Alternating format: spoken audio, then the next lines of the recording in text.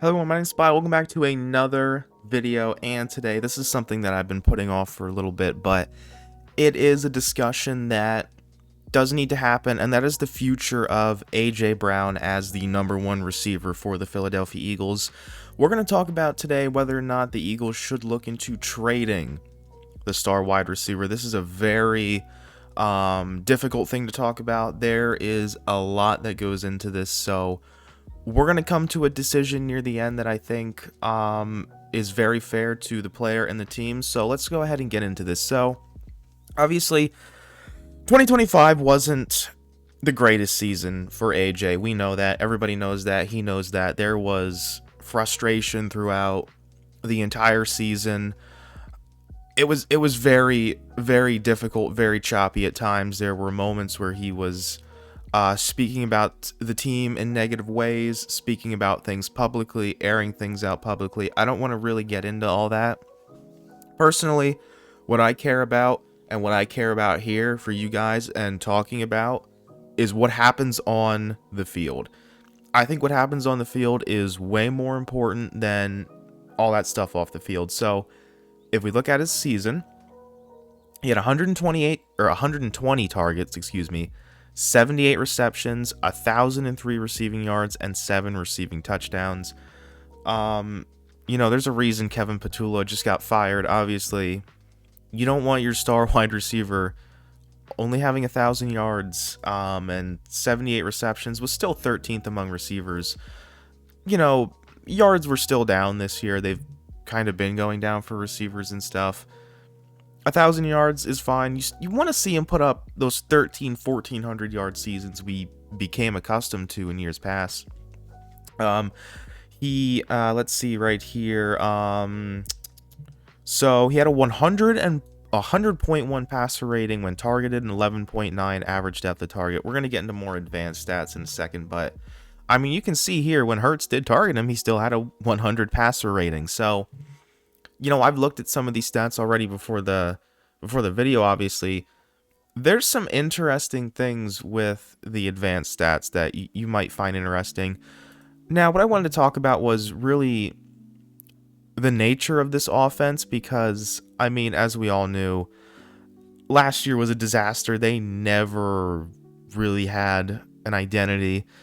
If you want to talk about the playoff game, I made a whole video about that playoff game. I did a film breakdown on all his drops. If you want to go check that out, please do. But I already talked about that in there. That's one of the worst games I've pretty much ever seen by an Eagle. It was really bad. It's bad. And the film for that entire game is bad. And the film for the entire season is bad. Okay? I don't want to be one of these people that's just going to sit here and trash on A.J. Brown for the loss. Is he part of why we lost? Absolutely. Is he part of why some of the season fell apart? Probably, yeah. Some of the comments he made publicly were not necessary. He did stop doing that at the end of the season. He didn't stay in the locker room to take accountability after the game. You can talk about all this stuff. Again, I want to talk about what happened on the field. Definitely some games in here that were very, very good.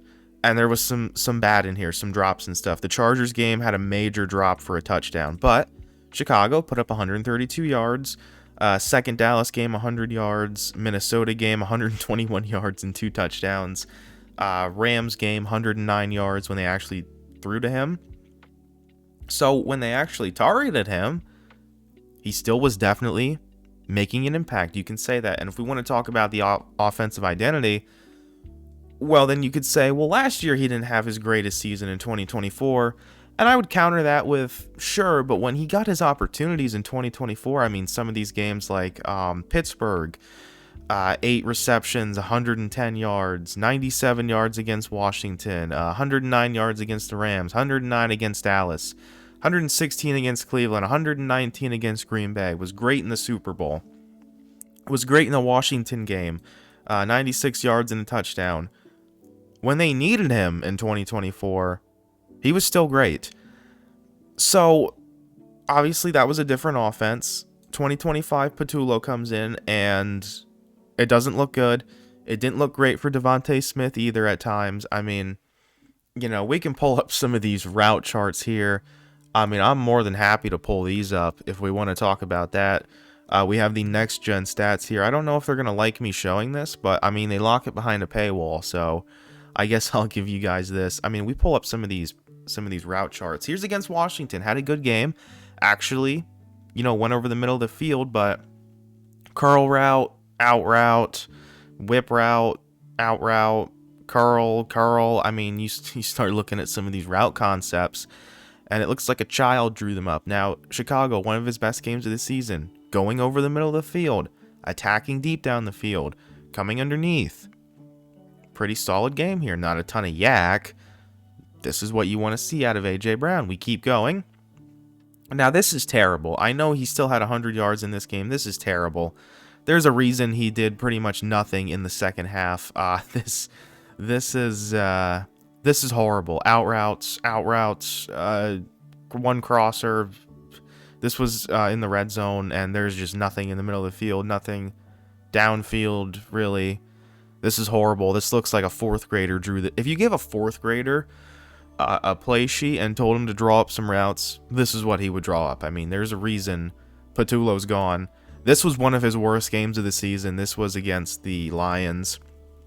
I mean, I was saying it online. Rock Ya-Sin, honestly, took AJ to school in this game. He didn't look very good in this game. This is terrible. Nothing at all over the middle. Just running outside the numbers, go route. Oh, look, curl route. Terrible. This is terrible. I mean, you can pull these up for like every game. Just god awful. Here's the Chiefs game where he only had 27 yards. Gee, I wonder why. What is this? This is a joke, okay? In defense of A.J. Brown, these route concepts are terrible. This is a joke. This is horrible. I mean, there's absolutely no creativity with A.J. Brown last season. It was nothing but a complete and total joke. I don't know why they didn't just fire Patullo, okay, at mid-season, at the bye week, at mini-bye, whatever, after week 2. He should have been gone, okay? So, as we saw right there, pretty horrible. Let's talk about some advanced numbers. So, there's a lot on here. We're just going to talk about 2025. Here's some receiving stuff. So, 12.9 yards per reception, definitely down from last season. Definitely one of the lower ones of his career. 64.5% catch percentage. Now, I think this is for the regular season. Obviously, there were some bad ones in the playoffs, but this is about average. I mean, he's had worse seasons. I mean, 2022 and 23, probably the best years as an Eagle. I think 22 was probably better, honestly, because it was pretty consistent throughout the year, and he had double-digit touchdowns, but he only had a 60% catch percentage. But definitely, I mean, if you look at targets, 121 in 25, 145 in 22, definitely got targeted a lot more in previous seasons. The catch rate over expected was 6.8%. Solid, right? Definitely higher in some other years and down in other years, so this is fine. So EPA is maybe I'll just pull up an explanation of EPA. Hold on. So I figured I'd pull this up if somebody out there's just listening to this. You don't know what EPA is. EPA is expected points added. It's a commonly used advanced stat in football. It measures how well a team performs compared to their expectation on a play-by-play basis. So 0 is like the baseline. Positive means you were doing more than expected. Negative means you were doing less than expected. So if you're doing more, that means you're picking up first downs. You're just making good plays, right? Negative means you're doing the opposite of that, right? You're hurting the team. So you want to have a positive EPA. So 24.9 reception EPA, still good. I mean, he's at a positive EPA every season. Yards after catch was down this year, 268, 358 in 2024, 483 in 2023, and 579 in 2022. I mean, we can kind of see why. It's not exactly like the Eagles put A.J. Brown in a position to make yards after the catch when all you do is throw curl routes and, go balls that are incomplete half the time because everybody knows what's coming. So this is Yak over expected, plus 83. So he didn't get many opportunities to get yards after the catch, but when he did, he still had a positive EPA on that. 11.6 average yards per target, definitely down from some other years. I mean, it's pretty hard when Kevin Patullo is your offensive coordinator. Now, this is an interesting one to look at. So this is average target separation, 2.2 yards on average, higher than last year, but down 0.2 yards from 23 and down 0.4 yards from 2022. So not really far off there for, some of the average separation there. If we want to pull up some more advanced stats, on here we have deep target rate, so over 20 air yards, 18.2% on that one this season, up from last year and the year before, not like 2022. I mean this is up because every other route was a go route. So that wasn't great. And then tight window percentage, 30.6% of his targets were in tight windows. I mean, when you watch the spacing of this offense, there is no space. So you can see why, you would have a number like that. Now we can look at his splits right here. So we have short, under 10 air yards, intermediate, 10 to 19 air yards, and deep, 20 plus air yards. We're going to talk about something with the intermediate. We'll get back to that. But 2025, he had 424 yards short, 316 intermediate, and 263 deep. Pretty abysmal deep numbers. When you think about A.J. Brown in this offense, I mean, routinely throughout the years making those big plays downfield, a lot of that really is just terrible scheming, honestly. 8.5 receiving yards per reception short. This needs to be way higher. I mean, this guy tears teams up underneath and over the middle, as he should. Caught 74% of his balls short, 62.5% in the intermediate, and only 36% deep. Well, I probably shouldn't say only 30. You're going to have less catches deep, but I'll apologize for that. Probably shouldn't have said that, but only 8 receptions deep. Pretty concerning. You would like this to probably be higher. Again, I'm not going to trash on him too much. Catch rate over expected, 7.2% short, 6% intermediate, and 7% deep. I mean, he's making catches that, the numbers don't really expect him to. And then this is our first negative EPA. So short, a negative 0.4 EPA, plus 17.9 over the middle, and plus 7.3 deep. So still as effective as always over the middle. 168 yak short, 45 over the middle, 55 deep, and then yak over expected, 32, 21, and 30. I mean, you look at some of these, still 2.6 yards of separation short, 2.2 intermediate, and then deep is where, again, a lot of this comes down to scheme. That's why I wasn't trashing him too much, on the catch rate here. Deep, I mean, there was just no plan for AJ deep. I mean, you watch some of the play actions they draw up on film, some of the under centers they draw up to try and get guys to go deep. I mean, there's some plays where it's just AJ running a go and Devontae running like a deep crosser, and that's it. There's only like 2 receivers on some of these play actions.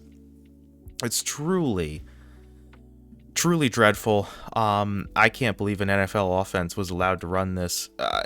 Truly hilarious. Just comedy.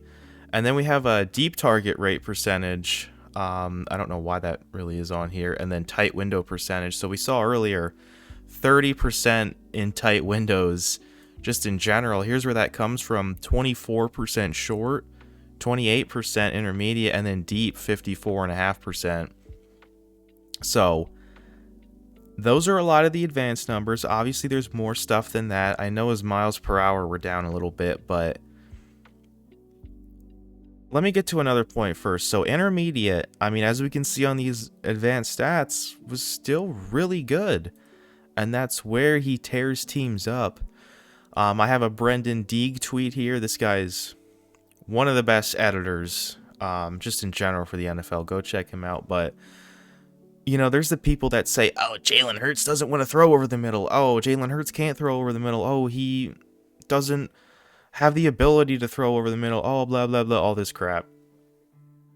Jalen Hurts, when targeting crossing routes in 2025, 32 of 38, the second highest completion percentage among quarterbacks, 329 passing yards, 3 touchdowns, and a 129.1 passer rating. The Eagles ran crossing routes at the third lowest rate in the NFL. This offense really didn't make sense this year. You know where A.J. Brown destroys teams? Over the middle. You know where we can see that he statistically did a ton of damage this year? Over the middle. And short. You can run crossers short. So it's just truly baffling. I mean, you can watch some of the videos on Jalen Hurts talking about wanting to attack deep and over the middle. There was the report at the beginning of 2024 that Jalen Hurts was frustrated with the offense not attacking over the middle. I mean, we can see the numbers here. AJ is still as good as always attacking that. And when it comes to really a lot of the other advanced stats we looked at right here, most of these are pretty much in line with his career stats. Some of them are a little bit under. None of them are necessarily super high, but there's nothing here that's really telling me to be super concerned with him, especially when we also talk about the scheme and the offense and Patullo and the play calling and all that stuff. And we also see that you have a quarterback who, you know, can take advantage of A.J. Brown at his best in a good system, and a quarterback that wasn't put in a position to succeed and still succeeded to an extent. I mean, the same can be made for AJ. I mean, none of these are like glaringly horrible. Is some of it down? Yes. Were the numbers down? Yes. Underlying stats, is there anything in here that really scares me a ton? I mean, not really. A lot of these are pretty much in line with AJ Brown. There's nothing in here that's like terrifying me. He still had really good games. He had really good stretches, but you look at some of the stuff in here, and I mean, you know, do you want me to pull up this this route chart again? I mean, what are you supposed to do with this? You know what I mean? This is terrible. This is terrible. I don't know what to say. I mean, we can pull up some other stats on here. November 11th, A.J. Brown has generated 3.9 yards per route run against man coverage this season, which ranks third among any player to have run at least 50 routes against man, trailing only JSN and Tucker Kraft. You know, it's like the numbers aren't really saying that he's a major problem. The numbers are saying that he was put in a position to fail by Nick Sirianni, by Kevin Patullo, and everybody else designing this offense. They put him in a position to fail. So I'm not really too concerned on that front, which is good, right? It's good. Again, I've went back and watched the film too. I can see what they're doing, and it's terrible. It's a miracle. Honestly, it's a miracle him and Devontae Smith got to 1,000 yards this year. I'm going to keep it real with you guys. That's how bad that film is. So let's talk about the money side. If they were to trade him. So we have an article right here by Jimmy Kempski, one of the best Eagles writers. Go check him out. He dropped this article today talking about A.J. Brown and talking about the contract. So if Brown is traded this offseason before June 1st, the Eagles would incur a dead cap charge of $43 million. Worded another way, he would count $43 million on the Eagles cap in 2026 while playing for another team. If they keep him, he would count for $23 million on the 2026 cap. So he goes on to talk about this a little bit more. He talks about the dead cap stuff. I mean, essentially, that doesn't really matter for the Eagles. They play around with cap so much. The cap goes up every year, you know, all that stuff. It's not really a big problem. I mean, they can, like he talks about, they can move things around. You know, it's not really too much of a problem necessarily. Trading him after 2 seasons is not what they would have in mind. Obviously, they extended him after 2023, but they did so knowing that there would be a significant dead cap on the end, no matter how it's played out, as they know with their big signings. So the dead cap thing, again, they can play around it. it's Howie Roseman, right? Howie, one of the great advantages the Eagles have is the way they are willing to structure player contracts. They get great use out of players now and get charged for their services on the salary cap later. It talks about the future here. If you were to trade him now, after the pain of doubling his cap number in 2026 passes, which would hurt, there's major savings in 27, 28, and 29 when he's scheduled to count for 133 million on the cap during those 3 seasons combined. That's 44 million per season. All of that's gone. If they're to trade him now, they would just be responsible for 2026. The Eagles would also save 130 million in cash payouts to Brown, including 29 million in 2026 via Spotrac. Okay, so I've been talking about this a lot, everywhere, on Twitter, on here, everywhere. That's money that can go towards signing young star defensive players like Quinyon Mitchell, Cooper DeJean, Jalen Carter, Jordan Davis, Jalex Hunt, Nolan Smith. There's major contracts coming up for the Eagles. I talk about this a lot with free agency, with other players. I'm sorry, there's going to be guys that are going to leave that you don't want them to leave. You know, Jalen Phillips. I've talked about this before. I always get the pushback on it. I'm sick of talking about it. Jordan Davis. Like, there's going to be some guys that don't come back. Okay? There's going to be hard decisions to be made. There's going to have to be cap stuff done. If they're going to trade A.J. Brown now, it does actually really help for contracts down the line. I mean, if you guys want Quinyon, Cooper DeJean, and Jalen Carter to be here long term, you know, there's going to have to be some sacrifices that are made. This league has a salary cap. This isn't baseball where you can just sign Kyle Tucker and defer his contract for, 2072, right? You can't do that here. So, trading Brown would put a dent in the Eagles' 2026 cap, but there's long-term benefits and probably a short window in which Brown can attract a high draft pick in return. So yes, financially, they can afford to trade him. Would it hurt in 2026? Yes, they're going to take a dead cap hit. They couldn't do it last season because, at the trade deadline, it would have been like 90 million. It's possible. It does help them down the line. The salary cap is also going up. You got to keep that in mind. Almost 100 million.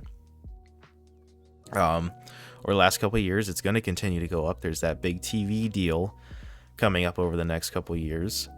So, yeah, they financially can do it now. I want to talk about something else, though. If you're gonna, so this is from CBS right here. This is just like a landing spot thing. I thought this would be an interesting thing to pull up to see where the media was talking about it. Number one, I want a first round pick for AJ Brown. If they're gonna trade him, I want a good pick for it. Look at these teams in here, guys. This draft sucks. Okay, I'm gonna keep it real. This draft is ass. Once you get past like 12 or 13, this draft is ass. This is a weak draft. Okay. The Patriots are going to be picking in the late 20s. The Bills are in the late 20s. The Broncos are in the late 20s. The Ravens this year are, they're in the teens somewhere. I can't remember at the top of my head. And the Chargers lost in the first round. They're probably like 21, 22. I mean, none of these are exciting. I guess the Ravens one is exciting. I don't really see the Ravens burning a first. They just don't really do that. Honestly, they don't really make big trades for players and big splashes. They kind of just draft their guys and roll with that. They have a new coach coming in. I don't know about that, but you look at some of these other teams, it's like, if you're going to get a pick this year, it's not going to be a good one. And I don't see many teams lining up to trade a pick next year. 2027, that draft is stacked. Next year's draft is insane. You're not trading away draft capital next year. You're not doing that. Next year's draft is absolutely loaded. It's a generational draft. It's one that you're going to want to have a pick, okay? You're going to be drafting major players for your team next season. So I think draft-wise, you got to keep that in mind. Could some of these teams bring him in? Yeah, the Patriots could definitely do it. The Bills could do it. The Broncos could probably do it. The Chargers don't really make major trades like that. They could do it. And then this article talks about some of the contract stuff. They say it's unlikely. I mean, you can if they wanted to do it, you know, they could certainly do it. So I am recording this video at a different part of the day. There was a press conference earlier today. Tim McManus from ESPN wrote a little excerpt on it. There was one with Howie Roseman and Nick Sirianni. Now, this is GM and coach talk. Take this with a grain of salt, right, when it comes to trading him. Roseman gave a similar answer about Brown when speculations swirled about possibly moving him. And quote, I think that when you're trying to be a great team, it's hard to trade great players, and A.J. Brown is a great player, Roseman said. He wears C for a reason. He's an important part of this team, of this organization. He cares about winning. He cares about his teammates. And I think when you're on a team like ours that's looking forward to an opportunity to compete for a championship, you don't get rid of guys like that. So take that as a grain of salt. But you know, Howie makes a good point, and I think if they were looking into trading him, I think that answer might have been a little bit different. It might have been a little bit more hostile if that relationship was to a point where it was hostile, or this maybe would have been a little more of a dance around the question. But I mean, he pretty much directly says, like, you know, you just don't get rid of guys like that. And again, we look at some of these stats over the past couple of years. I mean, let's not sit here and act like A.J. Brown's been some bum for the team. 1,400 yards in 22, 1,400 yards in 23, 7 touchdowns, 11 touchdowns.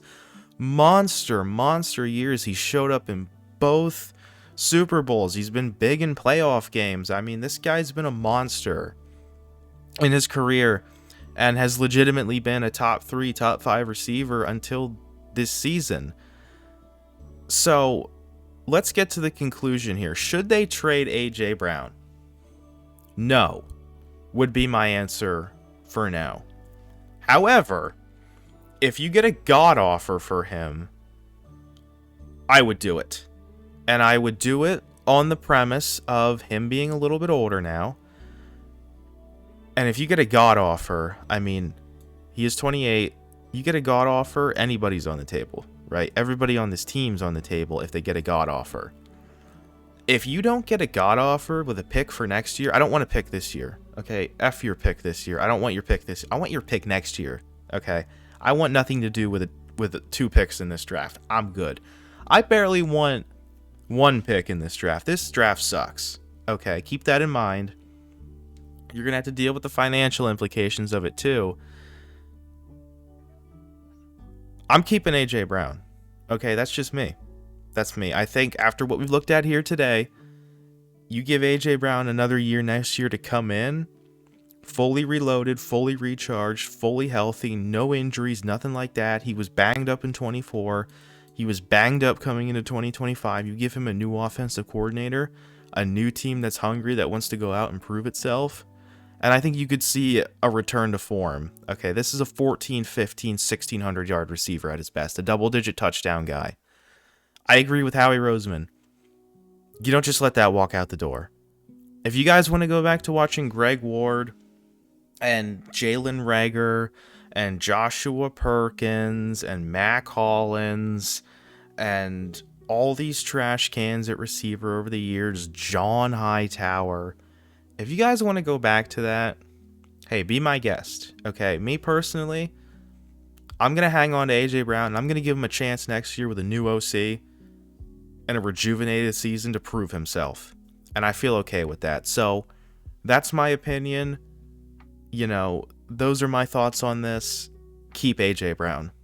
That's my final thoughts. However, if you get that God offer, I would do it. But if you made me, like, you know, you put a gun to my head and said, trade him or not, I would say no, and I would say keep him. So those are my final thoughts. Let me know what you guys think of A.J. Brown down below in the comments. Would you keep him for the 2026 season, where the Eagles will look to get back on track and make a run once more at that Lombardi Trophy? On your way out, hit that like button for me, the sub button, the post notifications. Thank you guys so much for watching. Love you all, and I'll see you all in the next video. Bye, guys.